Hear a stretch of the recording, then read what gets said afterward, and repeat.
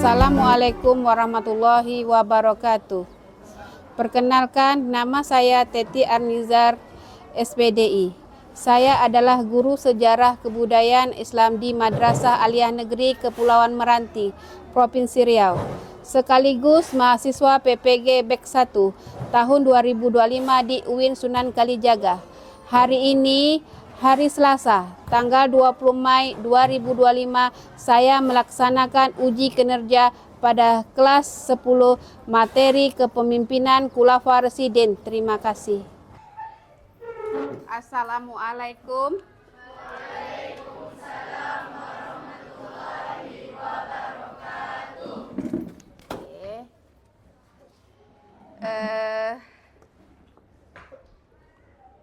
Sebelum kita memulai pelajaran, mari kita berdoa. Ketua kelas mana?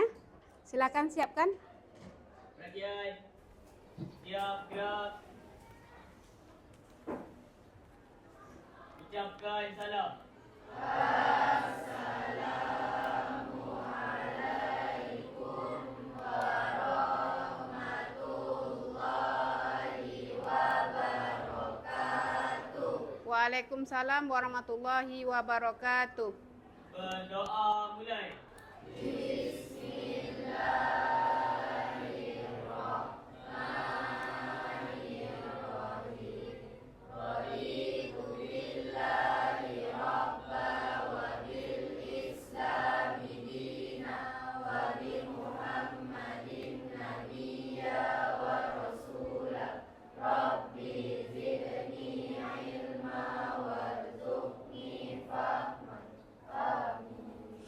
Oke, hari ini Ibu absen dulu. Siapa yang tidak hadir? Ya. Siapa yang tidak hadir? Hadir semua? Alhamdulillah, Rabbil alamin. Oke, kalau hadir semua, insya Allah diberikan kesehatan jasmani maupun rohani untuk menumbuh rasa cinta kita kepada tanah air. Nah, mari kita menyanyikan lagu wajib. Nah, silakan yang Ibu pilih kemarin siapa? Oke, nanti semuanya berdiri ya.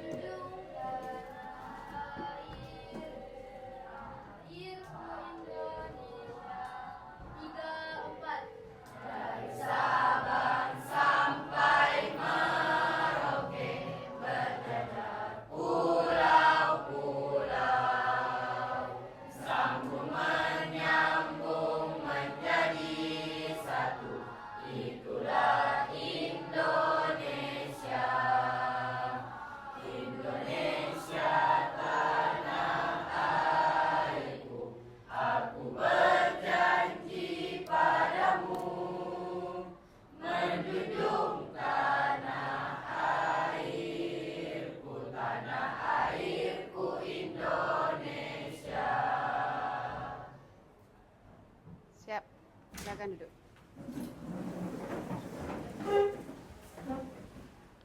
Oke, sebelum kita memulai mata pelajaran yang baru, nah mari kita tepuk semangat dulu. Oke, bagaimana tepuk semangatnya?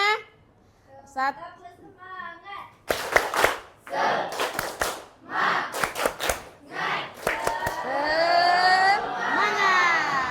Alhamdulillah, semoga hari ini kita diberi kesehatan dan semangat terus untuk berjuang mencari ilmu.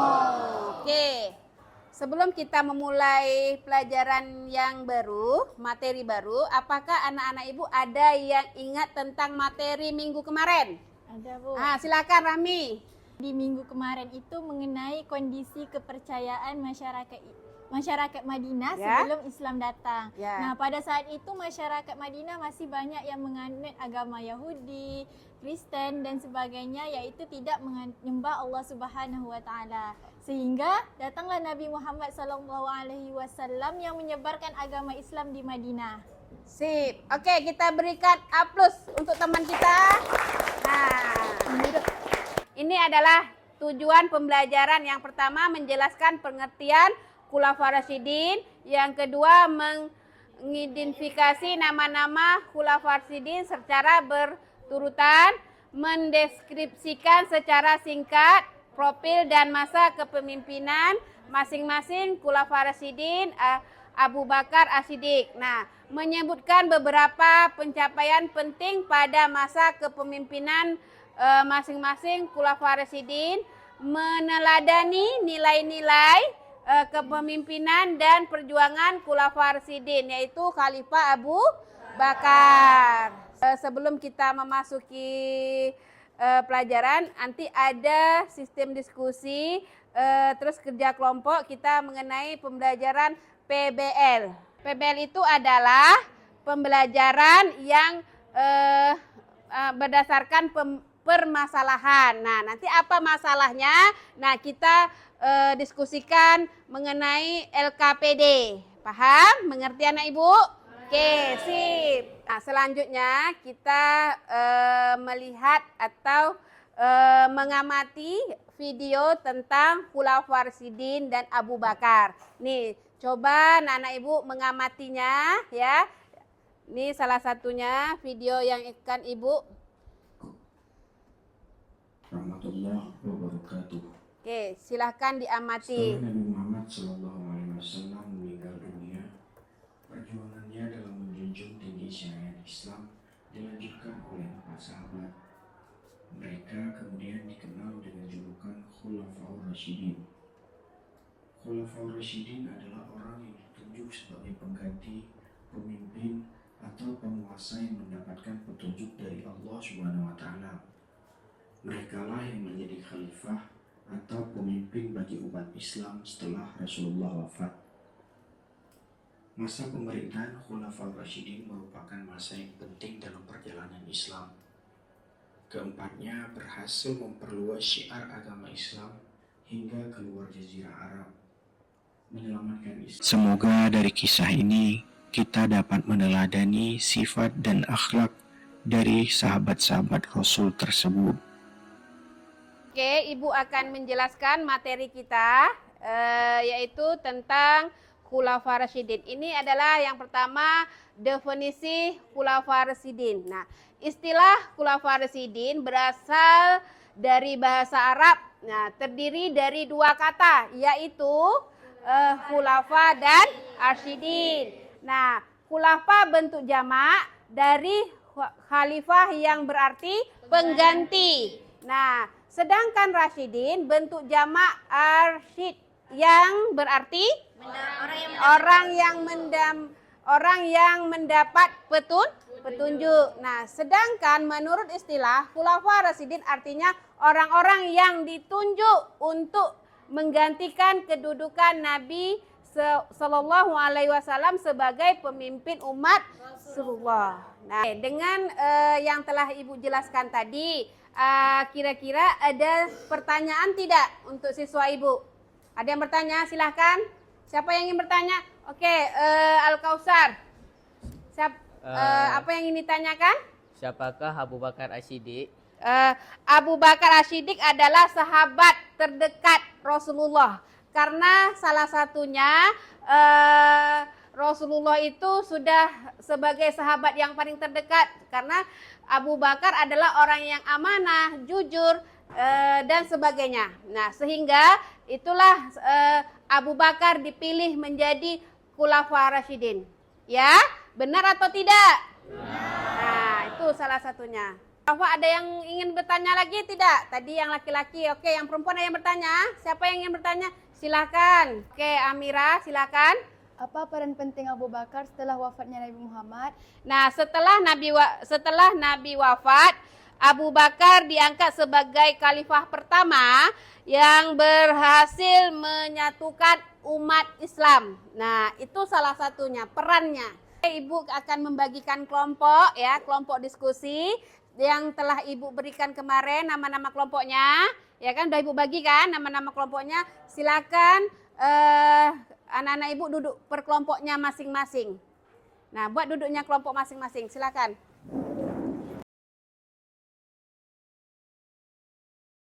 Udah rapi? Udah sesuai dengan kelompoknya masing-masing yang telah Ibu berikan kemarin ya, nama kelompoknya kan? Oke, Ibu akan membagikan LKPD-nya ke kelompok setiap masing-masing ya. Ini kelompok 1, kelompok 2, kelompok 3, kelompok 4. Nih, kelompok 4. Nih, kelompok 5. Nah, sana 5, ini 6. Kelompok 6 dan kelompok 7. Oke. Sip. Coba anak-anak Ibu kerjakan lembaran peserta didik atau LKPD. Nah, per kelompok ya, diskusikan kelompok. Nah, tentang LKPD diskusikan kelompok. Oke, setelah tadi Ibu lihat ada yang tidak mengerti tentang LKPD. Oke, apa yang ingin ditanyakan, Nak? Dari video tadi, penjelasan tentang Abu Bakar kan hanya segini. Apakah ada penjelasan selanjutnya tentang Abu Bakar? Boleh, anak boleh menambahkan tentang kebijakan yang dilakukan oleh Abu Bakar apa saja. Dia kan seorang pengganti Rasulullah. Nah, terus perannya apa sebagai pengganti Rasulullah tersebut? Nah, boleh ditambahkan lagi dengan setelah melihat video tersebut. Bisa dipahami? Bisa, Bu. Terima kasih, Sip. Bu. Oke, yuk. Oke, udah ada yang selesai. Semangat, semangat. Jangan ada yang lesu-lesu ya. Oke, semangat. Coba gerakannya yang semangat bagaimana? Nah, jangan ada yang lemah, lesu, semangat. Nah, karena kita harus tahu pelajaran tentang Khulafaur Rasyidin, bagaimana Abu Bakar seorang pemimpin yang sangat amanah, jujur. Nah ya, mudah-mudahan kita seperti Abu Bakar. Orangnya amanah, jujur, terpercaya. Nah oke, semangat apalagi anak laki-laki. Nah seorang pemimpin masa depan, ya kan? Oke, ayo semangat, semangat. Jangan malas-malas. Udah selesai belum LKPD-nya? Udah. Ada yang belum selesai? Oke, lanjut. Yang belum, silahkan lanjut. Ada yang ingin ditanyakan? Oke, bisa dipahami? Oke, tadi telah selesai kita melakukan diskusi. Ya, sekarang kita prestasikan hasil diskusi tersebut. Nah, silahkan kelompok 4. Apa hasilnya? Baik, dari LKPD ini untuk keterangan untuk nomor 1 yakni Nabi SAW telah menunjuk pengganti pemimpin umat Islam sepeninggalnya. Pernyataan ini tidak benar karena Nabi Muhammad SAW tidak menunjuk pengganti umat Islam langsung sepeninggalannya, melainkan hanya untuk menunjuk pengganti beliau untuk imam solat yaitu Abu Bakar As-Siddiq. Pernyataan yang kedua, satu-satunya Khalifah Khulafaur Rasyidin yang tidak dibunuh adalah Abu Bakar. Pernyataan tersebut benar dikarenakan Abu Bakar meninggal karena sakit bukan terbunuh. Yang ketiga, Abu Bakar adalah tokoh yang dicalonkan oleh kaum Ansor, sedangkan Sa'ad bin Ubadillah dipilih oleh kaum Muhajirin di Saqifah Bani Sa'ad. Pernyataan tersebut salah dikarenakan Abu Bakar merupakan tokoh yang dicalonkan oleh kaum Muhajirin, bukan kaum Ansor. Oke, sip. Oke, yang telah disajikan oleh teman kamu tadi di kelompok 4, apakah ada yang ingin menyanggah? Saya, Bu. Oke, silakan. Siapa? Rami, silakan Rami. Izin menyanggah jawaban dari kelompok 4 tadi mengenai pertanyaan yang pertama, yaitu jadi saya ingin bertanya mengapa penunjuk Umar Abu Bakar As-Siddiq itu tidak ditunjuk langsung oleh Nabi Muhammad SAW, dan ketika Abu Bakar menjadi Khalifah Rasyidin itu bagaimana prosesnya? Jika tidak ditunjuk langsung oleh Nabi Muhammad SAW. Oke, sip. Ada yang ingin menambahkan? Siapa yang ingin menambahkan dari pertanyaan Rami tadi? Silakan. Yang laki-laki? Ini kita mendengar penjelasan dari teman kita yaitu Tama, ya. Oke, silakan Tama. Baiklah, izin menjawab sanggahan dari kelompok 1. Ya. Jadi, mengapa Nabi Muhammad tidak langsung menunjuk pemimpin setelah ia wafat? Itu dikarenakan dia tidak sempat menunjuk pemimpin pada saat itu karena dia sudah wafat terlebih dahulu. Dan dilakukanlah voting untuk mencari pemimpin pengganti Nabi Muhammad. Dan saat itu terpilihlah Abu Bakar As-Siddiq yang dicalonkan kaum muhajirin menjadi pemimpin pengganti Nabi Muhammad. Baiklah, sekian. Terima kasih. Oke, kita kasih aplaus. Nah, mantap. Tadi kita setelah menyelesaikan diskusi, Ibu ingin menguji pengetahuan yang telah Ananda lakukan tadi tentang LKPD. Ini kita menggunakan tes formatif ya. Nih, coba kerjakan di buku latihan atau di kertas lembar. Nah, buat namanya di kertas lembar sekarang. Nah, ini jawab nomor 1. Oke, silakan dijawab dulu. Siapa nama asli Khalifah Abu Bakar As-Siddiq? Nah, coba Anda jawab nomor 1 dulu. Menggunakan buku selembar. Ya. Oke. Buat pakai kertas lembar, Nak. Pakai kertas lembar. Catat. Tuh, koyakkan buku ini. Nah, ada sih. Oke. Siapa nama asli Khalifah Abu Bakar As-Siddiq? Nah, jawab. Boleh kamu langsung jawab 1 A, B, C, D. Ya. Nah, nanti akan Ibu nilai. Yang telah kalian jawab akan Ibu nilaikan. Udah? Sudah jawab nomor 1? Kita lanjut nomor 2. Oke, nomor 2. Apa gelar yang diberi kepada Abu Bakar As-Siddiq karena kejujurannya? Nih, jawab pertanyaan nomor 2. Apa gelar yang diberi kepada Abu Bakar As-Siddiq karena kejujurannya? Oke, coba dijawab. Jawab nomor 1, nomor 2 nanti dikumpulkan. Udah siap nomor 2? Oke, kita lanjut nomor 3. Nih, Khalifah Abu Bakar As-Siddiq adalah khalifah pertama dari dinasti. Nah, tadi ada kita lihat ya di video. Masih ingat? Ada yang masih ingat? Oke, lanjut.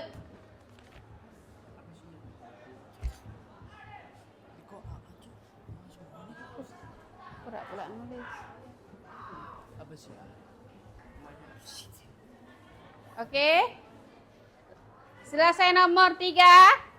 Kita lanjut nomor 4. Nih.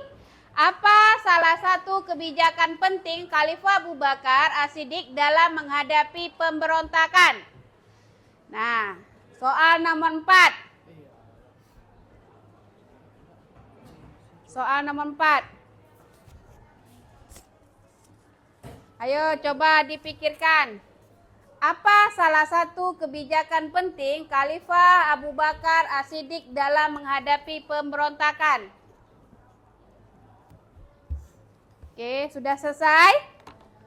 Sudah selesai. Kita lanjut yang terakhir. Yang laki-laki sudah selesai? Sudah. Alhamdulillah. Lanjut yang terakhir. Berapa lama Khalifah Abu Bakar As-Siddiq menjadi penjabat sebagai khalifah? Nah, berapa lama Khalifah Abu Bakar As-Siddiq menjabat sebagai khalifah? Ada berapa lama dia menjabat? Oke. Silahkan dijawab. Nah, cuma 5 soal ya. Harus dikumpulkan juga sekarang, akan Ibu beri nilai. Boleh dikumpulkan. Oke. Nih, mana kelompoknya? Oke. Nah, sip. Ya, udah. Mana lagi? Cici apa San? San, cici apa San? Oke. Udah? Sudah buat nama? Nama jangan lupa nama kelasnya Ibnu Sina. Oke.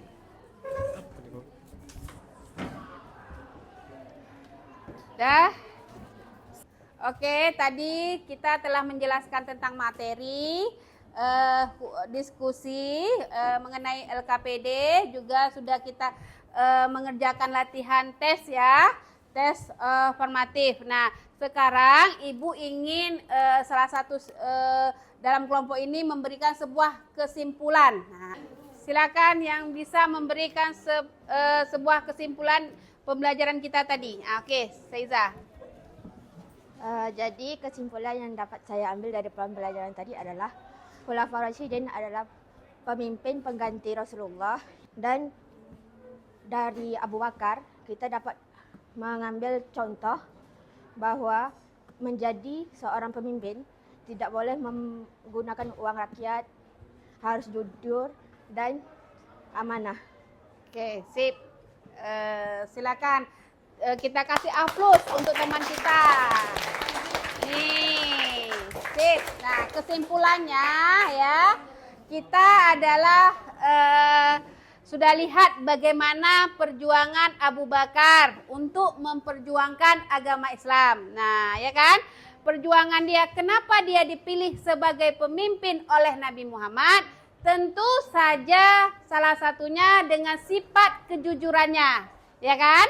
Sifat kejujurannya, sifat ketaatannya, apalagi dia itu tidak menggunakan fasilitas yang ada. Nah, dia hidup dengan sederhana. Nah, oleh sebab itu, nah inilah salah satu contoh kepemimpinannya. Nah, insya Allah anak laki-laki akan menjadi sebuah contoh kepemimpinan sebagai Abu Bakar. Jikalau nanti menjadi orang yang sukses, nah jadilah pemimpin yang jujur, yang amanah, yang tidak menggunakan fasilitas negara, cukup menggunakan fasilitas kita sendiri, ya kan? Dan memikirkan rakyat yang susah. Nah, itu yang kita inginkan kan? Nah, sudah kita lihat bagaimana perjuangan Abu Bakar untuk, nah sebelumnya kan Abu Bakar itu bukan orang Islam kan? Tapi dengan keguguhannya dibawa oleh Nabi Muhammad, maka dia diangkat oleh Nabi Muhammad, ya kan? Sehingga dia menjadi masuk Islam. Nah, insya Allah ya, bagi anak laki-laki, inginkah seperti Abu Bakar As-Siddiq? Oke, sip. Itulah sebuah kesimpulan yang telah kita ambil. Salah satunya menjadi manusia yang jujur, yang taat, ya kan? Apalagi? Amanah dan sebagainya. Demikianlah pembelajaran hari ini ya. Kita akan menyambung pelajaran minggu depan. Nah, itu tentang Abu Bakar sudah selesai. Kita lanjut tentang Umar. Jadi anak-anak ibu silahkan baca tentang Umar bin Khattab. Nah, bagaimana pula kebijakan Umar bin Khattab, ya kan? Nah, jadi kita harus ada 4. Setelah Abu Bakar, Umar, terus Utsman dan Ali. Nah, sekian dan terima kasih. Kita membaca doa dahulu ya. Kita doa bersama-sama. Bismillahirrahmanirrahim. Subhanakallahumma wa bihamdika asyhadu an la ilaha illa anta astaghfiruka wa atubu ilaihi. Amin. Semoga kita diberikan keberkahan oleh Allah Subhanahu wa taala. Assalamualaikum warahmatullahi wabarakatuh.